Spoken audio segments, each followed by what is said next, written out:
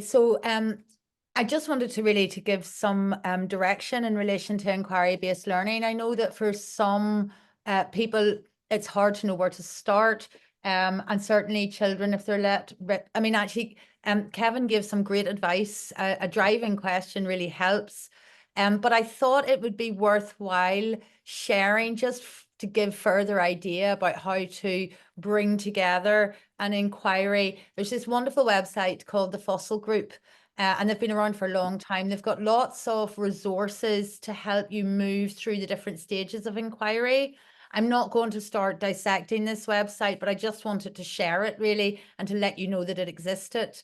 They have all sorts of resources, as you can see, built, and I'm not spending a big lot of time on this, but just to give you an idea, it details inquiry stages, allows you to search for resources if you want to do a few practice runs or just to get some ideas, but it's certainly a very useful place to go.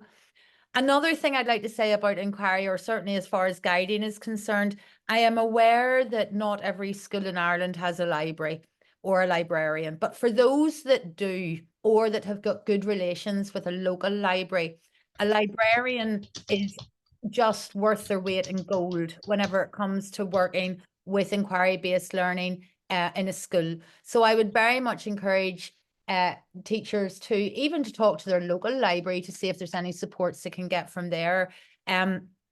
There's so many ways of accessing information now that even without a school library, there are supports out there. In terms of the resources that Rachel was talking about, we have got a number of excellent resources on our Cyberwise is a great website for other links. You'll see along the top, we have a button for projects, and in there you'll find the Shared Island project that we're working on with Queen's University. And there's very much a focus on cross-border working in this particular project, with a look to climate action and sustainability and so on.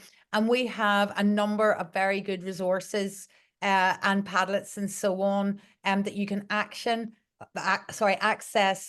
You'll see that there are even very clearly marked economic material, but there'll be stuff here across the board that will be relevant. Oh, it's that button. That is just being a wee bit cheeky. Marelle, sorry, while you're getting that to work there, can I just explain the background to this? Yes, please do. So the paper, the book chapter that Brian was speaking about, we had to create a Padlet of resources to go with that. And we feel that there's kind of we have put those resources on this particular website because it serves a purpose for a Shared Island project as well.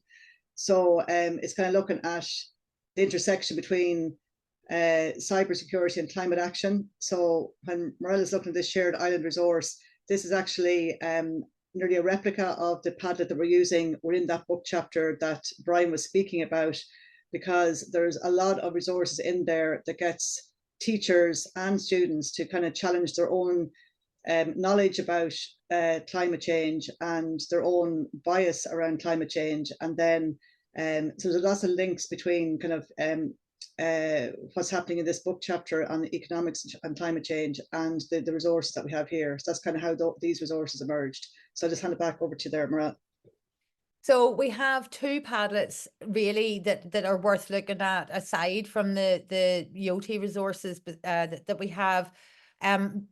As Rachel was saying, this first one is very much in relation to the Shared Island, but it's all it's packed full of useful bits and pieces. I'm reluctant to open the Padlet up because I expect that the computer is going to object to having too many screens open.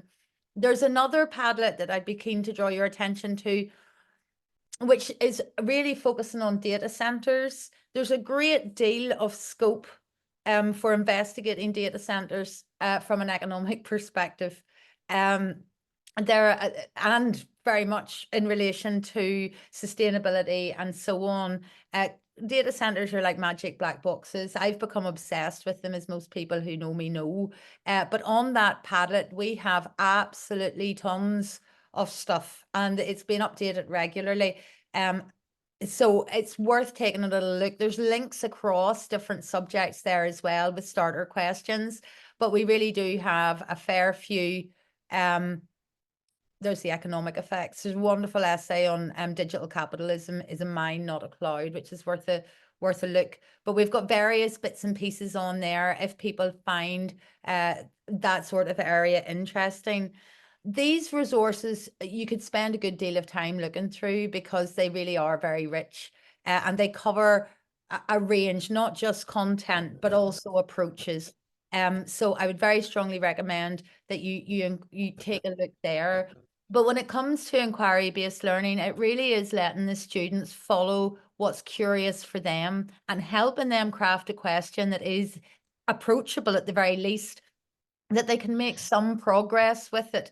Kevin's absolutely right. If you don't have a good question, you just end up running around in circles, and you know, it can be frustrating for everybody. So taking time to identify the area and to consider how to frame what's interesting is really, really important, as well as looking broadly for resources whilst bearing in mind. I mean, I think we're all on the same hymn sheet when it comes to being careful about the sources that we are using, and making sure that they are as reputable as they can be. In inquiry-based learning, reflection is key. It's perfectly reasonable to encourage your students to stop and think about what they have done so far. And as Kevin rightly says, if they've done a little survey or done some independent research, they might find that the results aren't quite to what they had imagined. All of those things are good. They just need to have a think about that and how they can incorporate it. And then, of course, presenting the outcomes of their learning. It really is very much we really will take a wide range of presentation formats. I've seen some wonderful things done in the most novel ways. And in that regard, it is worth taking a look to see what has gone before and to get ideas. Ideas tend to generate ideas. And if you're trying to start from scratch, or if your students are trying to start from scratch, it is much harder. If they're able to dip in and see how other people have approached things, they're going to be able to cross-pollinate and develop and adapt to suit themselves.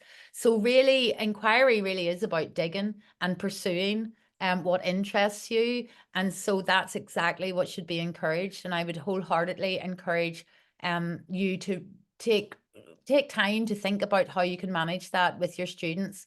And just to flag that website again, the Fossil Group with one S. If you put two S's in, you're going to end up at a clothing store. But the Fossil Group for Advancing Inquiry Learning is an excellent website for handy hints to help you move through stages if it's something that you're feeling a little stuck or nervous about trying with a new bunch of kids.